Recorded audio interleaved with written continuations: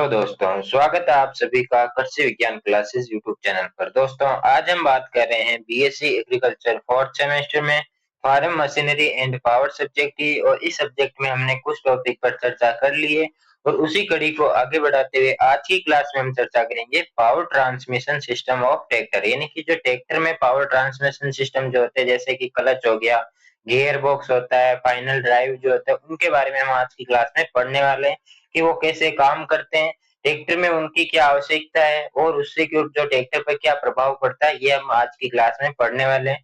Topic थोड़ा hard भी है और इम्पोर्टेंट भी है, इसलिए क्लास के अंत तक जुड़े रहें और क्लास के साथ साथ नोट जरूर बनाएं। तो चलिए बिना किसी देरी के हम आज का टॉपिक शुरू करते हैं। सबसे पहले हम जानते हैं कि जो पावर ट्रांसमिशन सिस्टम होता क्या है। यानी कि जो ट्रैक्टर में इंजन द्वारा जो उत्पन्न शक्ति को विभिन्न भागों तक पहुंचाने वाली जो व्यवस्था होती है, जैसे कि जो इंजन होता है उसकी जो शक्ति होती है उसको हाइड्रोलिक सिस्टम तक पहुंचाना, उसके जो पहिए होते हैं उनको शक्ति प्रदान करना। तो जो विभिन्न भागों तक पहुंचाने की जो क्रिया होती है या जो प्रक्रिया होती है उसको हम क्या कहते हैं, पावर ट्रांसमिशन सिस्टम है, इसको कहते हैं। ये प्रणाली इंजन की शक्ति को पहिए हो गए, हाइड्रोलिक सिस्टम हो गया, यहाँ तक पहुंचाने का काम करती है। ट्रैक्टर में शक्ति का जो नियंत्रण होता है वो गति परिवर्तन, दिशा परिवर्तन में इसी प्रणाली द्वारा किया जाता है। यानी कि जो ट्रैक्टर होता है उसमें जो शक्ति का नियंत्रण किया जाता है, यानी कि जो गति होती है, जो ट्रैक्टर की स्पीड होती है उसको नियंत्रित करना, उसको यदि कहीं पे भी मोड़ना है या दिशा निर्धारित करने में भी इसी शक्ति का या इसी प्रणाली द्वारा उपयोग किया जाता है। पावर ट्रांसमिशन सिस्टम जो होता है वो ट्रैक्टर का बहुत ही महत्वपूर्ण भाग होता है, क्योंकि ये क्या करता है, एक तो हाइड्रोलिक सिस्टम जो होते हैं उनको शक्ति प्रदान करता है, दूसरा जो पहिए होते हैं उनको भी ये शक्ति प्रदान करता है। यानी कि इंजन से लेकर जो पहिए होते हैं या विभिन्न जो भाग होते हैं वहां तक शक्ति पहुंचाने का काम कौन सी प्रणाली करती है, वो करती है पावर ट्रांसमिशन सिस्टम काम करता है। इसके बाद हम इसके देखते हैं कार्य, यानी कि इसके मुख्य कार्य क्या क्या होते हैं। तो पहला कार्य इसका होता है इंजन से प्राप्त जो शक्ति होती है उसको ट्रैक्टर के विभिन्न भागों तक पहुंचाना, यानी कि जो पहिए होते हैं या जो हाइड्रोलिक सिस्टम जो होता है वहां तक पहुंचाना शक्ति को। ट्रैक्टर की गति को कम या अधिक करना, ट्रैक्टर को आगे या पीछे करना, यानी कि जो ट्रैक्टर होता है उसको आगे चलाना है या पीछे चलाना है, ये सब कंट्रोल कौन करता है, पावर ट्रांसमिशन सिस्टम करता है, क्योंकि ये इंजन से वहां तक शक्ति पहुंचाता है। और वो भी किस किस प्रवाह में शक्ति चलती है वो भी हम आगे एक एक करके पढ़ेंगे कि क्लच क्या होता है, गियर बॉक्स क्या होता है, इसी के साथ जो फाइनल ड्राइव क्या होता है, वो सब हम आगे पढ़ने वाले हैं। इंजन और गियर बॉक्स के बीच शक्ति को जोड़ना और अलग करना। इसके साथ ही जो हमारा इसका नेक्स्ट कार्य आता है रियर व्हील्स को उचित टॉर्क प्रदान करना, यानी कि जो रियल जो टायर होते हैं, जो पहिए होते हैं उनको टॉर्क प्रदान करना। पीटीओ शाफ्ट जो होती है उसको शक्ति प्रदान करना। ट्रैक्टर टर्निंग के समय दोनों पहियों की जो गति होती है वो अलग अलग उनको गति देना, यानी कि आपने देखा होगा कि जो ट्रैक्टर होता है वो जैसे ही मुड़ता है तो उसके दोनों पहिए समान गति नहीं चलते, एक पहिया धीरे चलता है, एक पहिया जो होता है वो तेज गति से घूमता है। और जब वो सीधे चल रहे हैं तब दोनों पहिए जो होते हैं वो समान गति से घूमते हैं। अंतिम ड्राइव में गति कम करके फ्यूलिंग पावर जो होती है उसको बढ़ाना। ये सब किसके काम होते हैं, ये सब होते हैं पावर ट्रांसमिशन सिस्टम जो होता है उसके ये सब काम होते हैं। अब हम बात करते हैं इसके कुछ मेन कंपोनेंट्स की, किसके, पावर ट्रांसमिशन सिस्टम के। तो सबसे पहला और सबसे इंपॉर्टेंट जो आता है वो आपके आता है क्लच, इसके बाद आता है गियर बॉक्स, फिर आता है डिफरेंशियल यूनिट हो गया, फाइनल ड्राइव हो गया, रियर एक्सल जो हो गया, पीटीओ शाफ्ट जो हो गई, बेल्ट पुल्ली होगी और डिफरेंशियल लॉक जो होता है, ये सब इसी के क्या कंपोनेंट्स होते हैं, इसी के भाग होते हैं। इनके बारे में भी हम एक एक करके पढ़ने वाले हैं। सबसे पहला आपके आता है क्लच। क्लच क्या होता है कि क्लच वह यांत्रिक युक्ति है जो इंजन और गियर बॉक्स के बीच जो शक्ति को जोड़ने और अलग करने का काम करता है। यानी कि जो क्लच को आपको सिंपल से याद रखना है कि इंजन और जो गियर बॉक्स होता है इन दोनों को जोड़ने व हटाने की एक यांत्रिक युक्ति होती है, या एक जो एक प्रकार से कहें कि जो मैकेनिकल डिवाइस होता है, और जिसे हम क्या कहते हैं, क्लच कहते हैं। क्लच की सहायता से ट्रैक्टर को बिना इंजन बंद किए भी रोका जा सकता है। यानी कि जो क्लच होता है, यदि आपने देखा होगा कि जो बाइक चलाते हैं या जो ट्रैक्टर चलाते हैं, यदि ट्रैक्टर चल भी रहा है और यदि आपने क्लच को प्रेस कर दिया है, उसको दबा दिया है, तो ट्रैक्टर आगे नहीं बढ़ेगा, भले आप कितने एक्सीलेटर को दबा लें, भले कोई सा गियर उसमें डाल दें। तो उसको क्या है कि यदि इंजन स्टार्ट है तो भी आप क्लच को दबाकर उसको रोक सकते हैं, किसको, ट्रैक्टर को, या कोई भी ऐसा जैसे बाइक हो गई या कोई भी कार होती है, उन सभी को आप रोक सकते हैं। फिर आता है कि जो क्लच होता है इसकी आवश्यकता क्यों पड़ी ट्रैक्टर में। तो इसकी जो सिंपल सी आवश्यकता होती है कि इंजन को एक तो गियर बॉक्स से जोड़ने में, दूसरा गियर बदलने की में सहायता करता है। यानी कि आपने देखा होगा कि जो भी बाइक चलाता है वो जैसे ही गियर को बदलता है, यानी पहले गियर से जैसे दूसरे गियर गियर जो होता है वो डालता है, तो पहले क्लच को दबाता है फिर गियर डालता है। तो गियर बदलने में भी ये सहायता करता है। ट्रैक्टर को धीरे-धीरे चलाने के लिए भी ये काम में लिया जाता है। इंजन को अचानक लोड से बचाने हेतु, यानी कि आपने यदि ट्रैक्टर चलाया है कभी, तो आपने कभी देखा होगा कि यदि आप क्लच को प्रेस नहीं करते हैं और सीधा गियर डालते हैं तो ट्रैक्टर का जो इंजन होता है उस पर लोड बढ़ता है। और वहीं अगर आप क्लच को दबाकर आराम से यदि गियर डालते हैं या पहला दूसरा जो भी गियर होता है वो आप उसमें डालते हैं, तो गियर जो होता है वो आसानी से चल जाता है और ट्रैक्टर भी बड़ा स्मूथली चलता है। ट्रैक्टर को बिना इंजन बंद किए रोकने के लिए भी ये काम में देता है। पीटीओ ऑपरेशन के समय भी ये नियंत्रण देने के लिए काम में लिया जाता है। कौन? क्लच।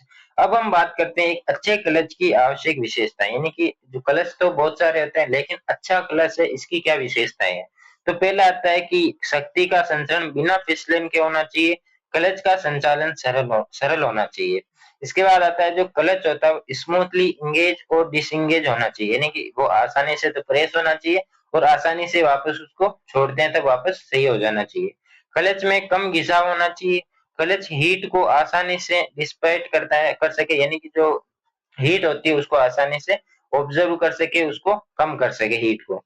क्लच का मेंटेनेंस कम होना चाहिए। क्लच का जीवन काल जो होता है वो भी अधिक होना चाहिए। तो ये इसके अच्छे क्लच की कुछ विशेषताएं होती है जो आपको मुख्यतः याद करनी है। मेन तो आपको ये याद रखना है कि क्लच के काम क्या होते हैं, ये ट्रैक्टर में किस तरह से काम करता है, इसकी परिभाषा क्या होती है। तो सिंपल सी परिभाषा होती है कि जो इंजन और जो गियर बॉक्स को जोड़ने और हटाने की एक युक्ति होती है, यानी यांत्रिक युक्ति होती है, एक मैकेनिकल डिवाइस होता है। अब हम बात करते हैं टाइप ऑफ क्लच की, यानी कि क्लच के कुछ प्रकारों की यदि हम बात करें, इसमें सबसे पहले आता है सिंगल प्लेट क्लच। इसमें केवल एक क्लच प्लेट होती है, ये सामान्यतः ट्रैक्टर में सबसे अधिक उपयोग किया जाता है। फिर आता है मल्टी प्लेट क्लच, यानी कि इसमें जो क्लच प्लेटें होती है वो अधिक होती है, इसमें एक से अधिक होती है और ये काम कम स्थान में अधिक फ्रिक्शन सरफेस प्रदान करता है। फिर आता है ड्यूल क्लच, यानी कि ड्यूल क्लच क्या होता है कि इसमें दो अलग अलग क्लच प्लेटें होती है और एक प्लेट ट्रांसमिशन के लिए और दूसरी प्लेट जो होती है वो पीटीओ के लिए होती है, यानी कि अलग अलग दोनों प्लेटों के अलग अलग काम होते हैं। फिर आता है वेट क्लच, ये क्या करता है ऑयल के अंदर रहकर काम करता है। और जो दूसरा आपके होता है ड्राई क्लच, जो ऑयल के बिना ऑयल के काम करता है। फिर आपके आते हैं वर्किंग ऑफ क्लच, यानी कि अब हम पढ़ने वाले हैं क्लच की कार्य प्रणाली, जो कि वेरी इंपॉर्टेंट है। यह आपसे पूछा जा सकता है कि क्लच का जो कार्य प्रणाली कैसी होती है या वर्किंग किस तरह से वो काम करता है। तो जब क्लच पेडल को छोड़ा जाता है तो क्लच इंगेज रहता है और इसी शक्ति स्थिति में इंजन की शक्ति जो होती है वो गियर बॉक्स तक पहुंचती है, यानी कि जैसे ही आप जो क्लच का जो पेडल होता है उसको जैसे ही आप छोड़ते हैं तो वो क्या होता है कि उसकी जो इंजन की जो शक्ति होती है वो गियर बॉक्स तक पहुंचती है और जो गियर बॉक्स और इंजन दोनों आपस में जुड़ते हैं। और जैसे ही आप उसको प्रेस करते हैं, पेडल को दबाया जाता है, तो जो इंजन और जो गियर बॉक्स होता है उन दोनों के जो बीच में जो संबंध होता है, जो संपर्क होता है वो टूट जाता है और ट्रैक्टर जो आपका है वो नहीं चलता है। इससे गियर आसानी से बदले जा सकते हैं, यानी कि जैसे आप उसको प्रेस करेंगे, उसको दबाएंगे क्लच प्लेट को, तो वो क्या है कि पेडल जो होता है उसको दबाएंगे, तो जैसे ही उसको दबाएंगे तो इंजन और गियर बॉक्स दोनों में संपर्क टूट जाएगा। उसके बाद आप आसानी से जो गियर होता है उसको बदल सकते हैं, यानी पहले गियर में तो दूसरे में गियर डाल सकते हैं और दूसरे में तो वापस आप पहला गियर भी उसमें आसानी से डाल सकते हैं। फिर आता है कि एडवांटेज ऑफ क्लच, यानी कि जो क्लच होता है उसके क्या लाभ होते हैं। इस कार्य प्रणाली आपने देख ली कि जैसे आप इसको प्रेस करेंगे तो इंजन और जो गियर बॉक्स होता है दोनों का जो संपर्क होता है वो टूट जाएगा। इसके बाद आप जो गियर होता है उसको बदल सकते हैं और जैसे ही आप उसको वापस छोड़ते हैं तो इंजन और गियर बॉक्स दोनों आपस में संपर्क में आ जाते हैं, जुड़ जाते हैं और जो ट्रैक्टर होता है वो जो इंजन होता है, इंजन से जो शक्ति होती है वो गियर बॉक्स तक चली जाती है। इसके बाद आता है एडवांटेज, तो जो स्मूथ पावर ट्रांसमिशन मिलता है और गियर चेंजिंग आसान हो जाती है, यानी कि जो गियर चेंज करते हैं आप वो भी आसान हो जाता है। इंजन सुरक्षित रहता है, ट्रैक्टर संचालन जो होता है वो आसान हो जाता है, यानी ट्रैक्टर को चलाना भी बहुत आसान हो जाता है। इसके कुछ डिसएडवांटेज भी है, जैसे हानियां भी है। तो पहली आती है कि अधिक फ्रिक्शन से वेयर होती है और दूसरा है गलत उपयोग से स्लिपिंग भी हो सकती है। समय समय पर एडजस्टमेंट की आवश्यकता होनी है, यानी कि समय समय पर इसको एडजस्ट करना होता है। फिर दूसरा आपके कंपोनेंट जो था वो है गियर बॉक्स, यानी कि हमने क्लच की बात कर ली कि क्लच होता क्या है, इसके काम क्या होते हैं, इसकी आवश्यकता क्यों है और इसके टाइप्स की हमने चर्चा कर ली, कार्य प्रणाली देख ली, इसके एडवांटेज और डिसएडवांटेज। इन सब के बारे आपके क्लच से कोई भी क्वेश्चन नहीं जाएगा। ज्यादा आपके चांसेस है एक तो क्लच की परिभाषा पूछ सकता है, उसके कार्य पूछ सकता है और इसकी जो कार्य प्रणाली वो आपसे पूछ सकता है। इसके बाद आता है गियर बॉक्स। गियर बॉक्स की परिभाषा क्या होती है कि गियर बॉक्स वह युक्ति है जो इंजन की गति को टॉर्क को और टॉर्क जो होती है को आवश्यकता अनुसार बदलती है, यानी जो इंजन की जो गति होती है और जो टॉर्क होता है उसको यदि जैसी आवश्यकता होती है उस हिसाब से बदलने का काम कौन करता है, वो करता है गियर बॉक्स। अब हम नेक्स्ट जो हम देखेंगे कि ये विभिन्न गियर्स की सहायता से पावर ट्रांसमिशन करता है, यानी कि आपने देखा होगा कि जैसे बाइक में 4 गियर होते हैं वैसे ही ट्रैक्टर में भी 4-5 गियर होते हैं, अलग अलग गियर का अलग अलग स्पीड होती है, यानी पहले गियर में नॉर्मल स्पीड होती है, फिर दूसरे गियर में पहले की तुलना में ज्यादा स्पीड होती है, सभी का काम अलग अलग होता है। नीड ऑफ गियर बॉक्स, इसकी आवश्यकता क्या है कि ट्रैक्टर की अलग अलग गति प्राप्त करने के लिए, टॉर्क बढ़ाने के लिए और इसी के साथ रिवर्स मूवमेंट प्राप्त करने के लिए, यानी कि बैक अगर ट्रैक्टर को बैक चलाना है तो उसके लिए भी अलग गियर होता है, रिवर्स गियर होता है। अलग अलग कार्यों के लिए उचित स्पीड देने के लिए, यानी कि जो यदि आप हाईवे पर चल रहे हैं तो टॉप स्पीड में चलाने के लिए भी अलग अलग गियर होते हैं, यानी कि टॉप गियर में उसको डालना पड़ता है ट्रैक्टर को, फिर वो तेज गति से चलता है। इंजन एफिशिएंसी बनाए रखने के लिए इसका कुछ फॉर्मूला भी होता है, जैसे शक्ति बराबर टॉर्क इनटू कोणीय वेग, यानी कि ये इसका एक फॉर्मूला होता है जो आपको पता होना चाहिए। एक आपके हॉर्स पावर का ये फॉर्मूला होता है जिसमें एन का मतलब होता है स्पीड इन आरपीएम और जो टी होता है उसका मतलब होता है टॉर्क। अब हम बात करते हैं गियर बॉक्स के कार्य क्या क्या होते हैं। तो सबसे पहला आता है गियर के काम क्या होता है कि डिफरेंट स्पीड को मेंटेन करना, डिफरेंट स्पीड प्रदान करना, टॉर्क को बढ़ाना, ये सब इसके कार्य होते हैं। रिवर्स मोशन जो होता है वो देना और इंजन पावर को व्हील तक पहुंचाना, यानी कि जो इंजन पावर होती है, पहले क्या होता है कि इंजन जो क्लच के माध्यम से इंजन गियर बॉक्स तक पावर आती है, इंजन की पावर, और फिर गियर बॉक्स तक पहियों, गियर बॉक्स से लेकर पहियों तक कौन जाता है, पावर जो होती है वो पहियों तक जाती है और पहिए जो होते हैं वो घूमते हैं या काम करते हैं। खेत तथा सड़क दोनों परिस्थितियों में उचित गति देना, ये किसका काम है, गियर बॉक्स का। अब हम बात करते हैं गियर बॉक्स के प्रकार, जो आपके नाम थोड़े स्पेशल है या जो हार्ड है, लेकिन आपको 2-4 बार आप इसको पढ़ेंगे तो आपके इसके टाइप्स के जो नाम है वो भी आपको याद हो जाएंगे। जिसमें सबसे पहला आता है स्लाइडिंग मैश गियर बॉक्स, दूसरा आता है कांस्टेंट मैश गियर बॉक्स, तीसरा आपका आता है सिक्रोमेश गियर बॉक्स और चौथा आपका आता है एपी साइक्लिक गियर बॉक्स। पांचवा जो इसका टाइप आता है partial constant mesh gearbox. ये इसके कुछ प्रकार होते हैं। सबसे पहले हम देखते हैं स्लाइडिंग मैश गियर बॉक्स।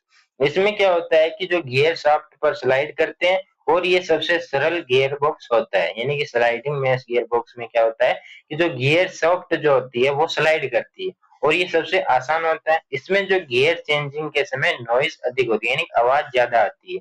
फिर आता है कांस्टेंट मैश गियर बॉक्स। इसमें क्या होता है कि इसमें सभी गियर्स हमेशा मैश में रहते हैं, यानी एक साथ रहते हैं और इसमें नॉइज कम होती है, इसकी लाइफ भी अधिक होती है।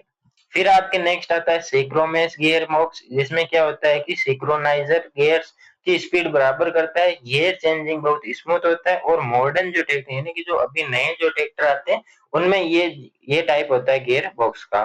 फिर आपके आता है डिफरेंशियल यूनिट। डिफरेंशियल यूनिट की क्या होती है कि डिफरेंशियल यूनिट एक ऐसी यांत्रिक युक्ति है जो ट्रैक्टर के दोनों ड्राइविंग व्हील्स यानी दोनों पहिए जो होते हैं जो रेस को या जो घूमते हैं को अलग अलग गति से घूमने की अनुमति होती है, यानी कि जो डिफरेंशियल यूनिट क्या कहती है कि जो ट्रैक्टर के जो दोनों बड़े वाले जो टायर होते हैं, जो पहिए होते हैं, जो इंजन की शक्ति वहां तक पहुंचती है और वो घूमते हैं, तो वो क्या करते हैं कि जब वो घूमते हैं यानी कि जब सीधे चलते हैं तब दोनों समान गति से चलते हैं, लेकिन जैसे ही वो कोई दूसरी दिशा में मुड़ते हैं तो उसमें क्या होता है कि एक पहिया जो इनर व्हील जो होता है वो कम दूरी तय करता है और जो आउटर जो होता है यानी कि जो बाहर वाला होता है, जैसे कि ये आपके ट्रैक्टर है, ये दोनों इसके पहिए हो गए, तो जैसे ही इसको इधर घूमना है तो ये जो टायर है ये ज्यादा दूरी तय करेगा जबकि ये जो टायर है ये कम दूरी तय करता है। तो इस तरह से आप इसको समझ सकते हैं कि जो टर्निंग के समय जो आउटर व्हील अधिक दूरी तय करता है, ये वाला बाहर वाला जो टायर होता है वो अधिक दूरी तय करता है, जबकि जो इनर वाला यानी अंदर वाला जो टायर होता है वो कम दूरी तय करता है। ये कार्य डिफरेंशियल यूनिट द्वारा किया जाता है, यानी कि आपसे पूछा जाए कि जो ट्रैक्टर के जो पहिए होते हैं उनको विपरीत दिशा में या अलग-अलग गति में घूमने की अनुमति कौन देता है? तो वो देता है डिफरेंशियल यूनिट, ये अनुमति आपको देता है। इसके बाद आता है इसकी आवश्यकता क्यों पड़ी? तो सबसे पहला सबसे मोस्ट इसकी आवश्यकता है कि टर्निंग को आसान बनाना, यानी कि जो ट्रैक्टर घूमता है उसको आसान बनाना। दोनों रियर व्हील्स जो होते हैं, जो इसकी जो गियर बॉक्स से अटैच रहते हैं या जो स्पीड बांधते हैं, उनको अलग-अलग स्पीड जो देने के लिए भी ये काम में लिया जाता है। टायर वियर कम करने के लिए, ट्रांसमिशन पार्ट को डैमेज होने से बचाने के लिए भी ये आवश्यक होता है। कौन? Differential unit. इसकी स्मूथ टर्निंग टर्निंग जो होती है, यानी स्मूथ जो मुड़ने में भी ये काम में लिया जाता है। इसके भी कुछ मेन पार्ट्स होते हैं किसके? डिफरेंशियल यूनिट के। जिसमें सबसे पहले आता है क्राउन व्हील हो गया, पिनियन गियर हो गया, डिफरेंशियल केस हो गया, स्पाइडर गियर्स या प्लेनेट पिनियन गियर्स हम किसको कहते हैं, साइड गियर्स या सन गियर्स, ये सब इसके क्या है? पार्ट्स होते हैं। इसके साथ ही डिफरेंशियल शाफ्ट होगी, रियर एक्सल शाफ्ट भी इसी के भाग होते हैं। अब हम बात करते हैं क्राउन व्हील असेंबली के कार्य, यानी कि इसके क्या कार्य होते हैं, किसके? क्राउन व्हील जो होता है इसका एक भाग होता है, उसके क्या कार्य है कि गियर बॉक्स से जो प्राप्त शक्ति होती है उसको डिफरेंशियल तक पहुंचाना, पावर ट्रांसमिशन की दिशा बदलना, इसी के साथ स्पीड कम करना और टॉर्क जो होता है उसको बढ़ाना। फिर आता है कि जब ट्रैक्टर सीधी रेखा में चलता है तब दोनों जो रियर व्हील्स होते हैं वो समान दूरी तय करते हैं। इस स्थिति में व्हील समान स्पीड से घूमते हैं, यानी कि जो दोनों टायर होते हैं जो रेस मारते हैं या गति को जो गति करते हैं वो समान दूरी तय करते हैं। स्पीडर गियर्स अपनी जो दूरी होती है में नहीं घूमते हैं। डिफरेंशियल केस में जो तथा साइड गियर्स एक यूनिट की तरह कार्य करते हैं। तो ये तो था सीधा, जब ट्रैक्टर सीधा चलता है। और अब हम देखते हैं कि जब ट्रैक्टर मुड़ता है तब तो आउटर व्हील जो होता है वो अधिक दूरी तय करता है, इनर व्हील जो होता है वो कम दूरी तय करता है, इसलिए आउटर तेज गति से घूमता है और जो स्पीडर गियर अपनी एक्सिस पर घूमने लगते हैं, यानी कि जो आउटर होता है वो तेज गति से घूमता है और जो इनर होता है वो कम दूरी यानी कि धीरे गति से वो घूमता है।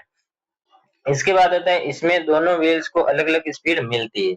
फिर हम बात करते हैं डिफरेंशियल यूनिट के लाभ। तो ट्रैक्टर टर्निंग आसान हो जाती है, टायर स्लिपिंग कम होती है, टायर वियर कम होता है। इसी के साथ ट्रांसमिशन सिस्टम जो होता है वो भी सुरक्षित रहता है। यानी कि हमने अभी तक तीन तीन चीजें पढ़ी, एक तो क्लच पढ़ा, एक हमने गियर बॉक्स पढ़ा, एक हमने डिफरेंशियल यूनिट पढ़ा। तो तीनों के काम अलग-अलग है। जो आपके मुख्यतः मैंने आपको ये भी बता दिया है कि तीनों में से क्या क्वेश्चन आपसे पूछा जा सकता है और तीनों ही काफी मोस्ट इम्पोर्टेंट है। इसके बाद आता है डिफरेंशियल लॉक। डिफरेंशियल लॉक क्या होता है कि डिफरेंशियल लॉक एक युक्ति होती है जो दोनों रियर व्हील्स को समान स्पीड से घुमाती है। यानी कि इसमें क्या होता है कि डिफरेंशियल लॉक यानी कि डिफरेंशियल यूनिट का क्या काम था कि दोनों पहिए होते हैं उनको जब मुड़ते हैं तो अलग-अलग गति प्रदान करना। और यहाँ पे लॉक का मतलब क्या होता है कि लॉक लगा देना, ताकि जो दोनों पहिए होते हैं दोनों अलग-अलग गति से घूमने की अनुमति वहां पे नहीं दी जाती है। लॉक लग जाता है तो दोनों पहिए जो होते हैं वो समान गति से दूरी तरेंगे, चाहे वो मुड़े चाहे वो सीधे चले।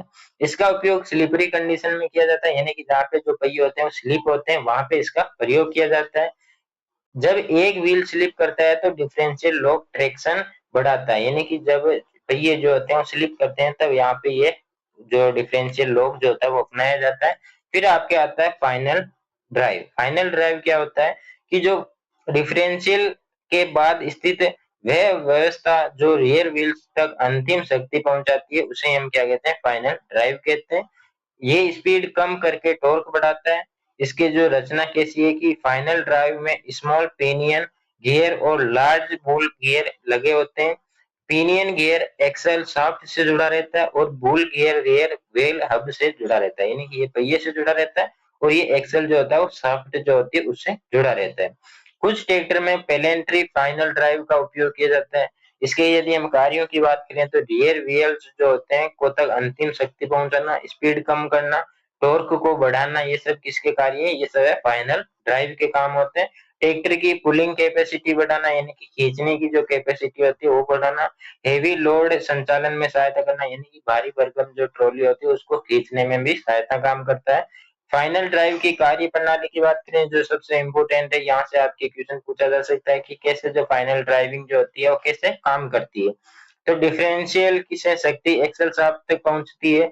एक्सल शाफ्ट पिनियन गियर को घुमाता है और पिनियन गियर जो होता है बुल गियर को घुमाता है। बुल गियर जो होता है वो रियल जो व्हील होते हैं, जो पहिए होते हैं, उनको घुमाता है और इस प्रक्रिया में स्पीड कम, टॉर्क अधिक होती है। यानी कि सबसे पहले हम देखते हैं कि जो डिफरेंशियल जो शक्ति होती है वो सबसे पहले कहाँ जाती है, एक्सल जो शाफ्ट होती है वहां पे जाती है। एक्सल शाफ्ट क्या करती है, जो पिनियन गियर जो होता है उसको घुमाता है। पिनियन गियर क्या करता है, बुल गियर को घुमाता है और बुल गियर जो होता है वो पहियों को घुमाता है। तो इस तरह से ये फाइनल ड्राइव काम करता है। इसके भी यदि हम टाइप्स की बात करें तो सबसे पहला आता है बुल गियर प्रकार फाइनल ड्राइव। इसमें क्या होता है कि इसमें बड़ा बुल जो होता है गियर उपयोग किया जाता है। ये सामान्यतः ट्रैक्टर्स में अधिक उपयोग किया जाता है या अधिक पाया जाता है। फिर आता है पेलेंट्री फाइनल ड्राइव, जिसमें क्या होता है कि पेलेंट्री गियर अरेंजमेंट होता है। ये अधिक कॉम्पैक्ट और मजबूत होता है। नेक्स्ट आपके आता है फाइनल ड्राइव के लाभ, यानी कि इसके क्या एडवांटेज है। तो सबसे पहला हाई टॉर्क प्राप्त करता है, ट्रैक्टर को पुलिंग पावर बढ़ाता है, यानी कि जो ट्रैक्टर होता है उसको खींचने की क्षमता उसकी बढ़ाता है। जितना भी जो लोड होता है उसके, यानी कि ट्रैक्टर के पीछे ज्यादातर जो होता है वो पीछे ट्रॉली में लोड ही भरा रहता है, तो उसको खींचने की शक्ति देता है। हेवी फील्ड ऑपरेशन आसान कर देता है, ट्रांसमिशन सिस्टम एफिशिएंट बनाता है। इसी के साथ हम बात करते हैं डिसएडवांटेज, यानी कि किसी भी चीज के जब लाभ होते हैं तो उसकी कुछ हानियां भी होती है। तो जो फाइनल ड्राइव होते हैं इसकी भी कुछ हानियां हैं, वो भी हम यहाँ पे देख लेते हैं कि जो गियर वेयर जो होते हैं होने की संभावना रहती है, लुब्रिकेशन की आवश्यकता होती है, मेंटेनेंस जो कॉस्ट होती है वो भी ज्यादा रहती है। लास्ट आपके आता है कि जो ट्रैक्टर ट्रांसमिशन सिस्टम होता है, power in tractor transmission system, वो किस तरह से काम करता है, यानी उसका फ्लो क्या है। तो इंजन होता है, यहाँ से जो शक्ति होती है वो सबसे पहले क्लच के माध्यम से गियर बॉक्स तक जाती है। गियर बॉक्स से वो जाती है डिफरेंशियल, यानी कि जो यूनिट होती है, जो पहियों को विपरीत दिशा में घूमने पर या अलग अलग दिशा में घूमने, अलग अलग गति से घूमने में अनुमति देती है। इसके बाद जो डिफरेंशियल लॉक हमने पढ़ा, जिसमें क्या होता है कि दोनों की तो जो अलग अलग गति से जो पहिए घूमते हैं उनकी अनुमति बंद हो जाती है, लॉक हो जाती है। इसके बाद जो डिफरेंशियल यूनिट से कहा जाता है, फाइनल ड्राइव में जाता है। वो फाइनल ड्राइव से कहां पे जाता है, ये रियर व्हील्स में जाता है, यानी कि जो पहिए होते हैं वहां तक जाता है। और इस तरह से जो ट्रैक्टर होता है वो गति करता है, यानी कि जो आगे बढ़ता है या पीछे जो चलता है वो ट्रैक्टर जो होता है वो गति करता है या काम करता है।